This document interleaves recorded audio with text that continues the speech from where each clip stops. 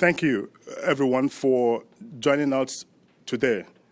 In particular, I do want to thank the Honourable Jason Kenney, Premier of Alberta, the Honourable Rick McIver, Minister of Transportation, Janet Riopel, President and CEO of the Edmonton Chamber of Commerce, for being here for this important announcement.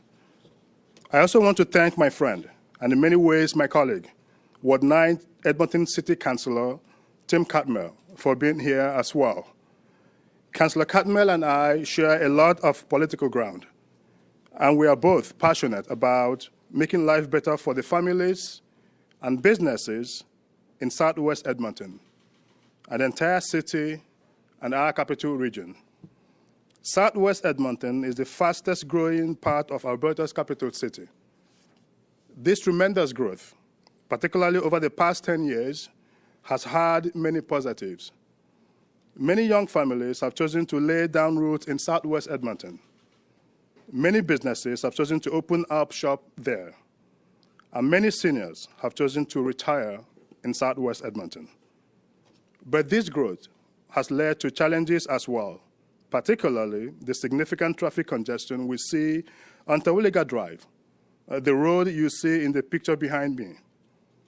More than 40,000 cars drive on Terwilliger Drive each and every day. As a parent who drives this road every single day to take my children to school and to go to work, I know how bad the situation has become. The people of Southwest Edmonton have been waiting for a long time to see this project completed. This was one of the top concerns I heard at the doors when I was campaigning in 2018 and 2019. And as the only government MLA and cabinet minister from Edmonton, I was determined to ensure their voices were heard at the government table. I do want to thank the Premier and my colleagues for supporting and helping move this project forward. The City of Edmonton has committed to widening the Terwilliger Drive through Phase 1 of the overall Terwilliger expansion project. Today, we are here to make a significant infrastructure announcement surrounding the completion of Phase 2 of the project and the completion of the overall Terwilliger Drive expansion. This announcement is part of Alberta's economic recovery plan, and it shows that our government is walking the talk with serious investments in Alberta and Edmonton that will get our people back to work and our economy back on track. With that, I want to turn the microphone over to Premier Kenney for some further details on this very important announcement. Premier. Thanks very much, Kaycee, and I'm pleased to be here for an important announcement about building infrastructure and creating jobs in Edmonton's fast-growing southwest quadrant as part of Alberta's economic recovery plan. With me, as you've heard, is Minister Madu, as well as Ward 9 Edmonton Councillor Tim Catmull, President of the Edmonton Chamber of Commerce, Janet Riopel, and Minister McIver from Transportation. I want to thank them all for joining us. We were supposed to be doing this outside in the southwest, but the weather did not cooperate in this very wet summer that we're having. So let me just say that for several weeks in March and April, there was virtually no morning or afternoon rush hour on Terwilliger because of the COVID-19 pandemic, forcing so many people to stay at home. For those who continue to drive to work, and Kaycee and Tim can attest to this as local residents who commute downtown to the legislature and City Hall, I'm sure it was a wonderful change from gridlock to free-flowing traffic in the spring this year. But thanks to Alberta's excellent pandemic planning and response by Alberta Health Services, and thanks to the tremendous personal responsibility and sacrifices made by Albertans, we got the virus under control faster than the vast majority of provinces and countries, with far fewer hospitalizations and COVID deaths. This allowed us in Alberta to start lifting public health restrictions and reopening our economy sooner and more broadly than the vast majority of places around North America and Europe, and that is good news. The bad news is that rush hour gridlock is almost back to normal down on Terwilliger Drive in the southwest of our capital city. But here's the best news. Today, the Government of Alberta is announcing, as part of Alberta's Economic Recovery Plan, a $120 million job-creating investment to widen, expand and improve Terwilliger Drive and other transportation infrastructure in southwest Edmonton in a project that will create 865 new jobs. The work will include widening Terwilliger to 4 lanes each way from Rabbit Hill Road to across Anthony Henday Drive and all the way south to Windermere Boulevard. A second overpass will be built over the Henday, and the intersections at 23rd Avenue, Haddo Drive and Windermere Boulevard will all see major improvements. Plus, for all the folks who have discovered or rediscovered the joys of walking and biking during the pandemic, and that includes a heck of a lot of Albertans, this project will also include construction of a new multi-use trail on the East Boulevard of Terwilliger and a new pedestrian bridge over the White Mud connecting the multi-use trail from Brookview to Brookside. As I said, this project, which is expected to create about 865 new jobs, is part of Alberta's recovery plan, our bold, ambitious strategy to build Alberta, diversify our economy, get Albertans back to work, and catapult our province out of the COVID-19 recession back to growth and prosperity. The COVID crash of the global economy and of global oil prices hit just as we were starting to rebound from 5 years of economic stagnation. Now we're faced with, frankly, depression-era levels of unemployment, officially at 15%, but in reality probably closer to 25%. Alberta's government has helped to keep this economy on life support over the past 3 months with some $14 billion of direct support to individuals and families, to job creators, small businesses, through job creation programs, through our healthcare system, and also through tax, fee, and loan reductions, deferrals, and much more. But as bad as things got, we were able to keep 85% of businesses operating within new safe guidelines, representing about 95% of Alberta's economy, way more than other places that went into near total lockdown. And that means we are better positioned than most for a rapid and robust recovery, but nobody believes that that's going to happen overnight. In the meantime, our top priority must be getting Albertans back to work. That's why we're taking actions like the Small Business Restart Grant to get entrepreneurs back in business and their employees back to work, and applications for that opened about 10 days back.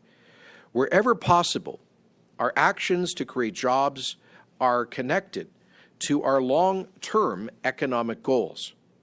Our $1.5 billion investment, for example, in the Keystone XL pipeline is a good example. It immediately creates thousands of jobs, but after the oil starts flowing, it'll generate tens of billions of dollars that will benefit Albertans and generate government revenues for decades to come. The same two goals underpin every part of our economic recovery plan. It includes the largest infrastructure build in Alberta history, the largest per capita of any Canadian province, with $10 billion in projects that will move people from unemployment to good jobs right now, building roads, bridges, overpasses, water projects, pipelines, gas lines, schools, hospitals, long-term care homes for seniors, drug treatment centers for people coping with addiction, tourism infrastructure, and much, much more. This will spur the creation of thousands, and by the way, we estimate that $10 billion build this year will create something like 50,000 full-time jobs. It will spur the creation of thousands of other jobs for subcontractors, suppliers, small businesses, hotels, restaurants in every corner of the province.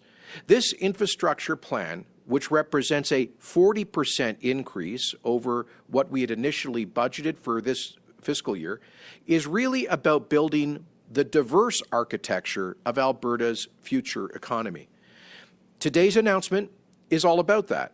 The recovery plan that I outlined last week included $600 million in additional funding for some 10 strategic infrastructure projects that will create jobs, while making our economy more productive, more competitive in the long run. This Terwilliger Drive project is one of those 10 projects.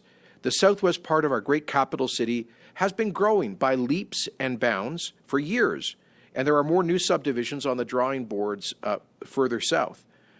The folks who already live in southwest Edmonton, especially the 40,000 who use Terwilliger each weekday to get to and from work and school, have been seeking relief from chronic traffic congestion for decades. This project will finally complete the widening of Terwilliger Drive from the White Mud to Windermere Boulevard, making it easier and faster for commuters to get all the way from Ellerslie Road and beyond to the heart of the capital city. So Alberta is creating jobs today to improve the economic efficiency of this great city and the quality of life for Edmontonians in years to come. So thanks to Kaycee, Tim, and Janet, and everyone else who pushed so hard for this project. Today's announcement is the richly deserved reward for your patience and perseverance. And now we'll hear, I believe, from Tim and Janet. Councillor, thank you. Well, good morning, Premier Kenney, Minister Madu, Minister McIver, and Ms. Riopel. It is absolutely my pleasure to be here. This is terrific news for the residents of Southwest Edmonton. As Premier Kenney outlined, this project will see Terwilliger Drive widen to 4 lanes in each direction with a dedicated transit lane in each direction. It will see improvements at all of the intersections along Terwilliger Drive from the White Mud interchange across the Henday and to Windermere Boulevard. It will see improvements on the White Mud Terwilliger interchange and on the Rainbow Valley Bridge. And it will, very importantly, provide the ability for the City of Edmonton to layer on premier mass transit service to the southwest corner of Edmonton, which quite frankly cannot be done without these improvements to Terwilliger Drive. When I was campaigning for City Council in 2017, a recurring theme of that campaign was that the transportation system in southwest Edmonton was woefully inadequate. We had been and continue to be the fastest growing part of Edmonton, and yet we had seen the least amount of infrastructure investment over the years to service that growth. This is, in essence, one of the last pieces of the puzzle. We have seen the City of Edmonton fund $102 million in the first phase of Terwilliger Drive, which would include those areas north of Rabbit Hill Road, including improvements to the White Mud Terwilliger interchange and across the Rainbow Valley Bridge. And with the provincial funding today, we see $120 million in funding that moves the second half of the project forward, and very importantly includes that second bridge over Anthony Henday Drive. This is the bottleneck that I know my friend Minister Madu finds himself in every morning trying to get across the Henday, which is a great road, but which is, when you're crossing it, really difficult. So this bridge is really important. We are seeing a collection of projects in southwest Edmonton now with the improvement of Terwilliger Drive and the adding of lanes each direction on Anthony Henday Drive in the southwest corner, where we're finally seeing the transportation network in this corner of the city get to where it needs to be to service the demand that is already there. When we layer on next generation technologically enabled intelligent traffic control systems, we will see volume throughput, we will see capacity on this road that will rival any in Edmonton. So again, it is a very, very welcome investment. And I thank the province very much for seeing the wisdom of making this investment in our corner of the city. I'll leave it there. Thank you very much.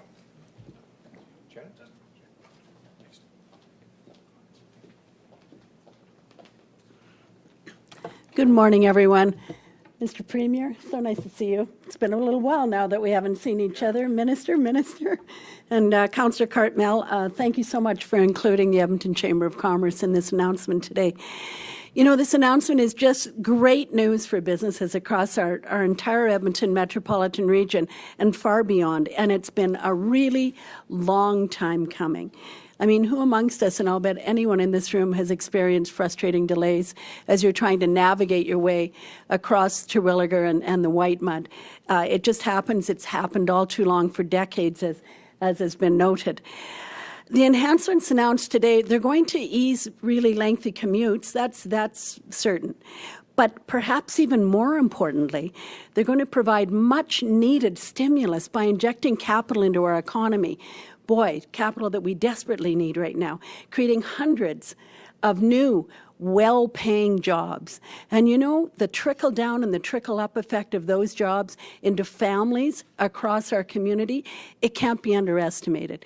It strengthens our businesses, and it strengthens each and every individual that's connected to those businesses. And as Premier noted, to the suppliers and the customers, it's got a huge rippling out effect. You know, with COVID-19 continuing to absolutely hammer businesses and families, this is exactly the kind of investment that we need right now, focused, targeted, and really strategic infrastructure spending. It's going to boost traffic flows along one of our largest trade corridors, too. And that actually has to be really enhanced. We can bring our people and our products and our services across our region much more efficiently, much more expeditiously, much more freely.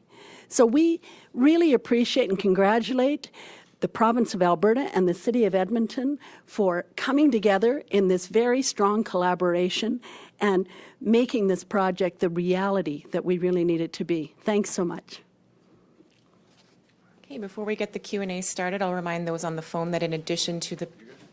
For questions, or you make a statement? Hello, everybody. Thank you for being here. I just want to say on behalf of Alberta Transportation, this is a strong project. When we think about making things better, we think about transportation in terms of networks. And Terwilliger Drive is a terrific example of where we're going to make the network within the city of Edmonton stronger through connecting Terwilliger Drive in a much better way between the Whitewood and the Anthony Henday. And we're going to make the provincial network stronger.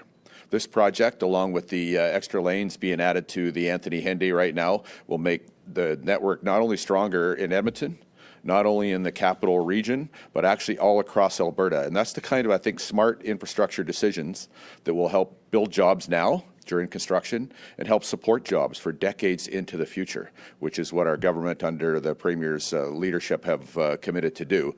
So I wanted to just say that Alberta Transportation strongly supports the project that we're talking about today. I want to thank the Premier, Minister Madu. I want to thank Councillor Cardmel and Janet and the Edmonton Chamber of Commerce for all being here today, because I think this really speaks to both the potential and I think real improvement to the quality of life for everyday citizens going to and from work and school, and also to the long-term commitment and long-term health of the economy and jobs, not only here, but all across Alberta. So to me, that makes this a very good news day, and I'm grateful to be here. Thank you. All right, we'll get the Q&A started. We have obviously the Premier, Minister Madu, Minister McIver, Councillor Cartmel, and Ms. Riopel available to answer questions. Operator, can you please put through the first caller? Question comes from James Keller of the Globe and Mail. Your line is open. Hi there. This is a question for the Premier. Can you explain why you picked Dave Rodney for this Texas appointment, especially given his lack of any experience related to the energy file? And how would you explain the optics that this looks like essentially payback for him giving up his legislature seat to you? Well, as you know, we have indicated for some time we'll be opening an office for Alberta to promote investment in the global energy capital of Houston. If Texas were a country, it would be our second largest trading partner on earth after Illinois. So the volume of trade with Texas alone exceeds that of all of Asia, all of Europe, all of Latin America. So this is a critical market for Alberta. It's part of our Invest Alberta agency. We introduced legislation to create that agency tomorrow. We'll be taking our network of global trade promotion offices that we've had for decades and refocusing their mandate increasingly on encouraging inbound capital investment to create jobs here in Alberta. We'll continue, of course, to do trade promotion, both through the Houston office and the others, but investment is really the critical thing. The biggest strategic problem in Alberta's economy in recent years has been the flight of tens of billions of dollars of capital. We need to reverse that, bring the capital back here. And so obviously the Houston office will also work closely with our Washington, D.C. office in interacting with U.S. political leaders in Texas and proximate states in the Sun Belt and the southwest of the United States. So there will be a kind of a diplomatic function in that office as well as a commercial one. So this will be partly about trade promotion, partly about investment promotion, and partly about interfacing with the government of Texas, other U.S. Southwest states, and federal senators and Congress people who come from that region of the United States, which is so closely connected to Alberta. So I'm excited that Dave's agreed to take this on. Dave was one of the longest-serving members of the legislature.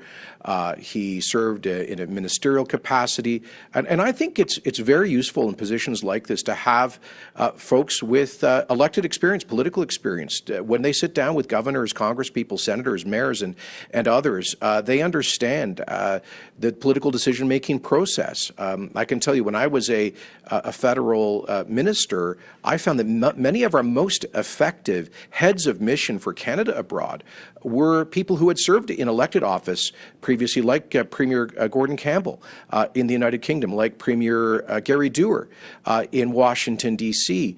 And that's why we've chosen both James and Dave for these positions, in part because they have a direct connection to the government. They can get our attention on critical files. They understand the reality of the elected officials with whom they will be interacting.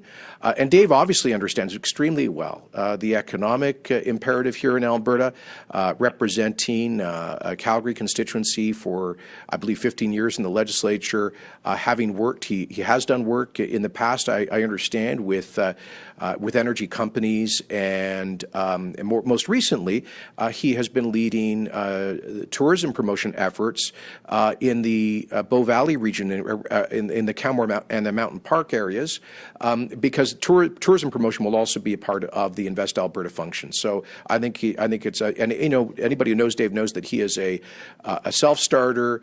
He is a high-energy person who is a phenomenal salesman. Who brings great energy and focus to whatever he does. So I'm excited he's taking this on. And I would just say, in terms of the second part of your question, look, Dave had approached me, I think it was in December of 2016, so what's that, 3.5 years ago, about potentially leaving his seat in the legislature. He never asked for any kind of consideration in the future. He's been working in the private sector since that time. When we were looking for somebody to appoint to Houston, we had a short list, and Dave just stood out to me as the kind of go-getter that we need. Operator, can you please put through the next caller? Next question comes from Chris Varco of the Calgary Herald. Your line is open. Hi, Premier. On Monday, the U.S. Supreme Court made a ruling that is going to prevent construction on the Keystone XL pipeline this year. First off, what is your reaction to it? Separately, should Albertans be concerned about their increasing risk in this investment? You'd noted last week that if there was a change in the U.S. administration coming out of the election, that there would have been substantial progress being made on the project with construction in 3 states that now appears to be jeopardized. So the decision essentially continues with the status quo, where TC Energy will have to apply individually for permits for water crossings in the United States. Effectively, what the Supreme Court decision does is to narrow the application of the Montana decision to one project, Keystone XL, rather than applying it to every pipeline project in the United States. The case itself will continue to proceed to the Ninth Circuit Court of Appeal, and Alberta has retained American legal counsel to help represent our interests. I'm not sure if we made a final decision on whether we'll be, but I believe we will be filing an amicus curiae brief to support TC Energy's challenge of the original Montana court decision. And we would just point out that this project has been through exhaustive regulatory review. It received approval, or excuse me, it received a recommendation for a presidential permit permit under two comprehensive reviews conducted by the State Department during President Barack Obama's tenure, both of which reviews underscored that the Keystone XL pipeline will actually reduce carbon emissions as compared to the alternative, which has been moving crude by rail. So construction continues in the United States. TC Energy is focused, as per their original construction plan for 2020, on pump stations and other infrastructure. As you know, we just kicked off the Alberta spread, construction on the Alberta spread this past week in a work that will create a couple of thousand good paying full-time construction jobs north of the border on the Alberta side.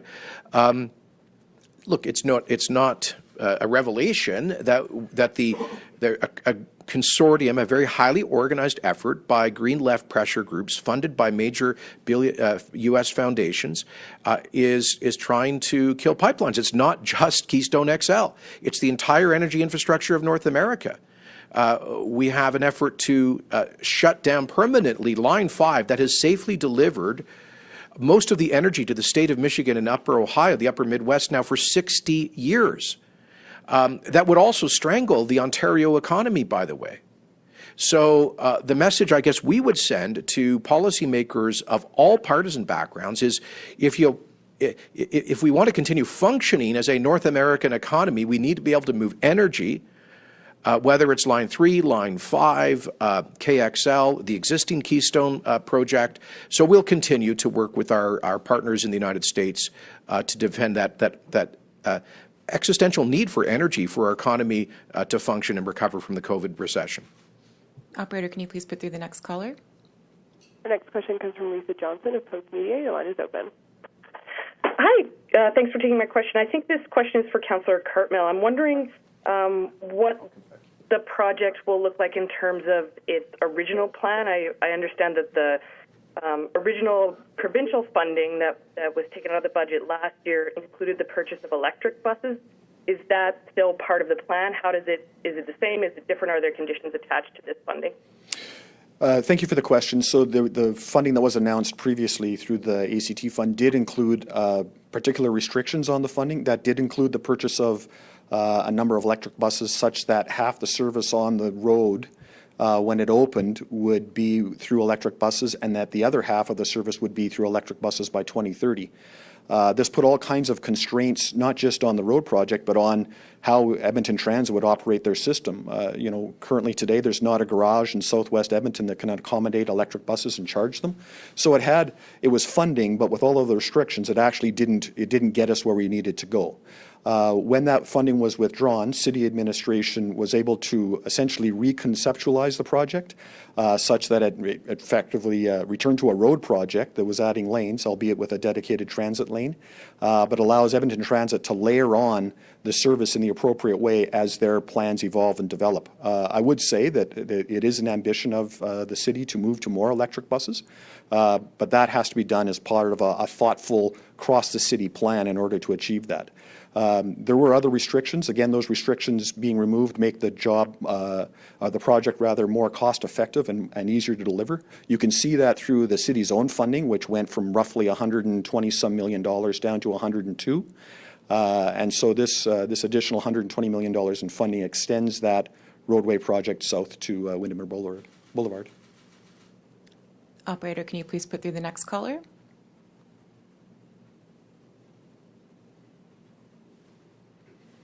Operator, can you please? The next question comes from Janet French of CBC. Your line is open. Hi there. Thanks for taking my question. I just wanted to ask the Premier about Bill 32, which was tabled yesterday. So we've heard since from some critics that they say that this bill will give more power to, rich, powerful corporate leaders and take away power from individual workers to mount collective action.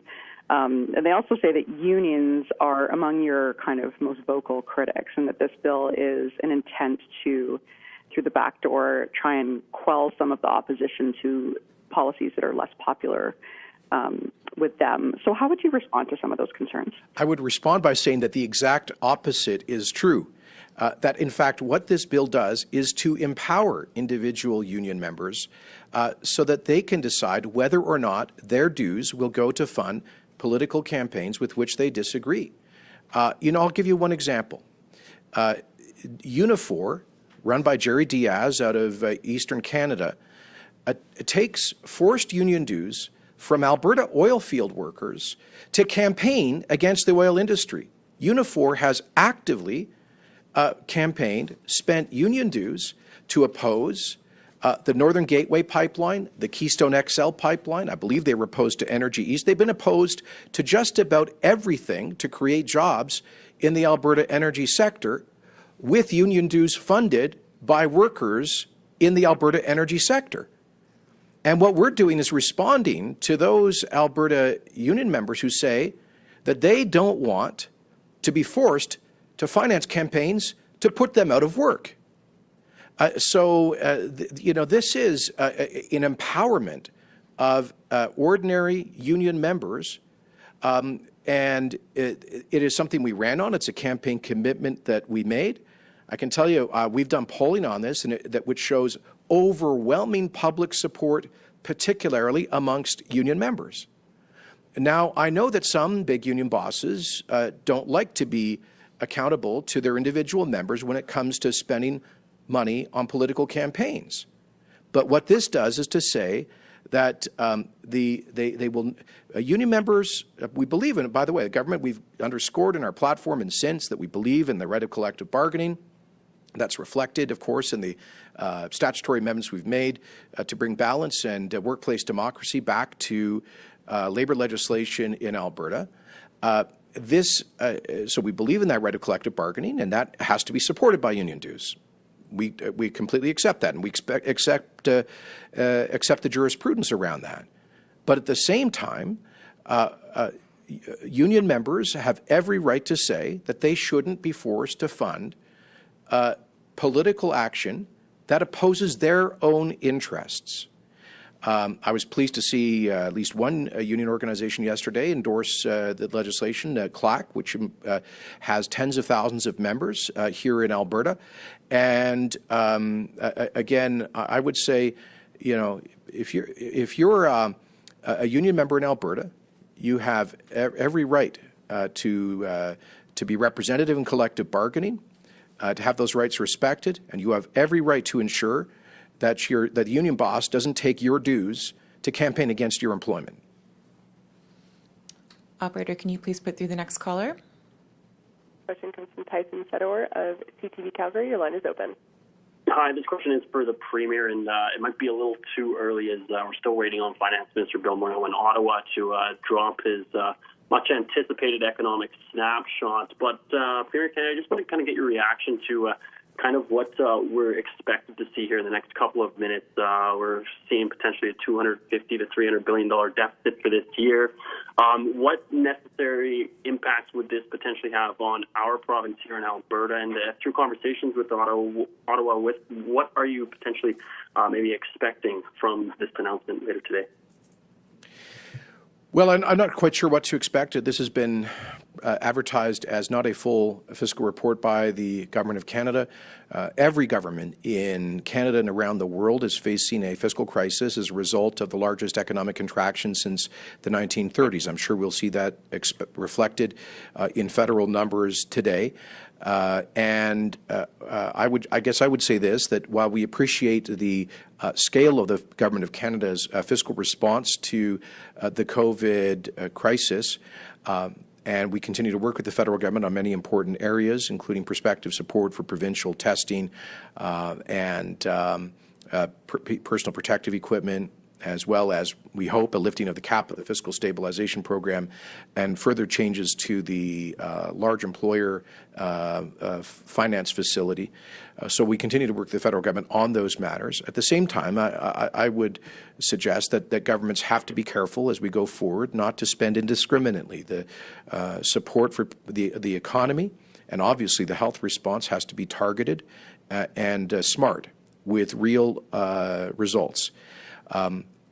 One concern that I've heard increasingly from employers is, ironically, a challenge in getting people to come back to work right now, and they've indicated that the federal payments for people not working have created a kind of a rupture in the labor market. So we would encourage the federal government to focus more on programs like the wage subsidy, which actually encourages employers and employees to come back to work and as we move through COVID. But let me just say that Alberta will be tabling its own a fairly comprehensive fiscal update. We anticipate in August. And it's going to show a massive deterioration in our province's finances. I've been clear about that for the past 4 months. As I said in my televised address in mid-March, there is a great fiscal reckoning with which we will have to deal. That's true of the federal government. That's true of the Alberta government. There will be some very tough choices for us to make in the future, but right now our focus is on protecting lives and livelihoods. Okay, we have time for 3 more. Operator, can you please put through the next caller? Our next question comes from Keith Guerin of the Edmonton Journal. Your line is open. Hi, thanks for taking my question. It's for either of the ministers. Obviously, the project that you've announced today for Edmonton, I think will please a lot of people, especially in the Southwest.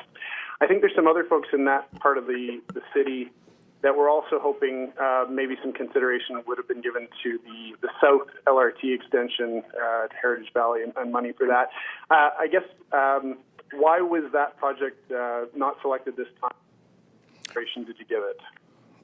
Well, again, as you heard from myself and the Premier and Tim, the Councillor for Ward 9, and this is a major issue that the residents of Southwest have been complaining for years. In fact, this particular expansion and widening of the Terwilliger Drive Road has been in the works for more than 30 years.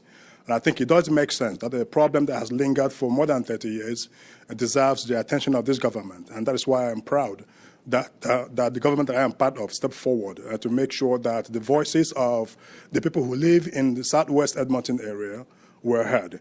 Like I said, if you live in Southwest and driving to work, taking your children to school, to hockey games and soccer games, there is no question that this is a great welcome relief.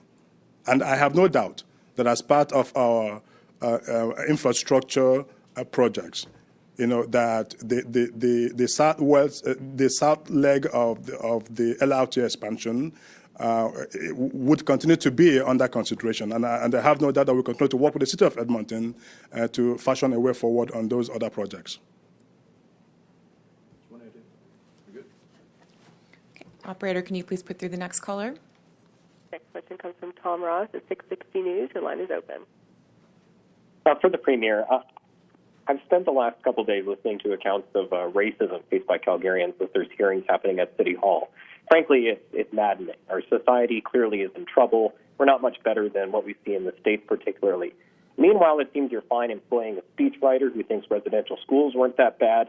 And in a Canada Day video, you whitewashed the genocide of Indigenous people by the English and French.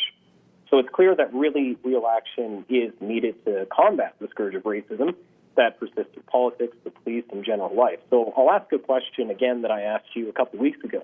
What will you do specifically, and I mean direct action, to create an anti-racist environment in Alberta and remove the structures and that foster discrimination and racism in our society? Well, first of all, I'm really not at all clear on what you allege I said in my Canada Day statement that was offensive. I celebrated Canada as a land of freedom and prosperity and opportunity. I said our country's not perfect. We've got work to do. But I do believe Canada is the greatest country in the world. And that's why people from every racial, ethnic, cultural, and religious background on the face of the earth dream about and seek to come to this country as new Canadians. I think that demonstrates that ours is a country that respects human dignity, of equality of all before the law, and freedom. And as the Federal Minister of Immigration and Citizenship, I welcome more new Canadians than any immigration minister in Canadian history. And in meeting so many of them, I saw that the regard with which they held Canada as a country of equality of opportunity, equality of all before the law, and human dignity. Of course, that doesn't diminish acts of racism that exist in our society, nor does it diminish, as I've said before, the sad history of institutional racism, which in the past had been embedded in Canadian laws. But the greatness of Canada is that we recognize those wrongs, we seek to overcome them. As I did in my speech to the legislature in a motion that we passed, I think it was motion 13 2 weeks ago, in which, for example, I spoke very bluntly about the evil and racist nature of the Aboriginal residential schools. And I will say this, that when I meet with people from minority backgrounds, very many of whom are new Canadians, they tell me that the greatest unfairness that they encounter in Canada is often, I think, unconscious bias that's embedded in the system for recognition of education skills and credentials from overseas. That's why our government ran on the most detailed platform to ever in Alberta politics reform our immigration system, but specifically to put in place our action plan for fairness for newcomers, which is now supported by legislation and a new agency. It's, I think, a 12-step program to address the unfairness that too often exists for recognizing the high levels of skills, education, and credentials that new Canadians from racial and ethnic minority backgrounds bring to this country. So my view is that what's needed is practical measures to ensure real equality of opportunity. It's also why the largest single fiscal commitment in this government's platform was the $1 billion Indigenous Opportunities Corporation to facilitate Indigenous co-ownership of and financial participation in major resource projects to help our First Nations, who for too long have lived in poverty, to move their people from poverty to prosperity by benefiting from the responsible development of the natural resources that lie below the lands that their ancestors first inhabited. That's the kind of concrete action which empowers people through economic opportunity, and those are the kinds of actions that we'll continue to implement. Okay, we have time for one more. Operator, can you please put through the last caller? Final question comes from Audrey Nouveau of Radio Canada. Your line is open. Hi, my question is for Premier Kenney in French. Monsieur Kenney, le NPD et aussi le syndicat des travailleurs, en fait la Fédération des travailleurs de l'Alberta, affirment que le projet de loi 32 est inconstitutionnel et aussi qu'il est créé seulement pour museler leur opposition à des projets que vous avez mis de l'avant en tant que gouvernement. Qu'est-ce que vous leur répondez? Je dirais que c'est tout à fait le contraire. C'est un projet de loi qui donne le pouvoir aux membres des syndicats à décider s'ils veulent appuyer les actions politiques ou non. Ça donne le pouvoir aux membres des syndicats, aux travailleurs eux-mêmes à prendre la décision. Je vous donne l'exemple. Vous parlez de la Fédération des syndicats de l'Alberta qui ont milité contre les oléoducs. Ils étaient carrément contre l'oléoduc Northern Gateway, Keystone XL et les autres projets qui engagent dizaines de milliers de membres des syndicats en Alberta. Les membres de ces syndicats-là, ils doivent avoir la capacité de s'opposer aux stratégies politiques de leurs syndicats contre leurs propres emplois. Je vous donne l'exemple de Unifor. C'est un grand syndicat national qui a été contre, qui a lancé la campagne pour militer contre les oléoducs, le développement de l'industrie énergétique ici en Alberta, contre évidemment les intérêts des milliers de leurs membres ici en Alberta qui appuient ces projets pour créer les emplois. Et nous voulons donner, dans ce projet de loi, l'occasion pour ces membres-là à prendre la décision eux-mêmes. Et si les leaders des grands syndicats comme M. McGowan, M. Diaz, ont confiance dans leur décision à dépenser les revenus des membres, il n'y aura pas de problème. Parce qu'il aura pu obtenir l'approbation de leurs membres des syndicats pour financer ces campagnes politiques. Mais ça donne l'imputabilité pour les leaders de ces syndicats-là. Il faut convaincre le membre s'ils veulent financer les campagnes pour ou contre leurs intérêts économiques. Okay, thank you And very just much. for folks to quick translation, that was a question about, essentially it was asked and answered before in English. It was about Bill 32 and whether it is, to comment on the provision in Bill 32 that it gives union members a opt-in as to whether or not they finance certain political campaigns run by their union leadership. And I talked about how, for example, the Alberta Federation of Labour has opposed pipelines like Northern Gateway, like Keystone XL, projects that create jobs for union members who pay dues, who have been forced to finance campaigns to oppose their own jobs. This is nuts. And here's my message to Mr. McGowan and Jerry Diaz and all the big union bosses. If they are confident about the support that they have from their members to run campaigns, for example, against energy jobs in Alberta, then they should have nothing to worry about, because Bill 32 allows those members to continue financing those projects, those political campaigns. But what it does is to create accountability. Now the members get to decide whether or not their dues will be used for or against, in some cases, campaigns that actually seek to attack their own jobs, for example, in Alberta's energy sector. So that's essentially what I just said in French. All right. Thank you very much.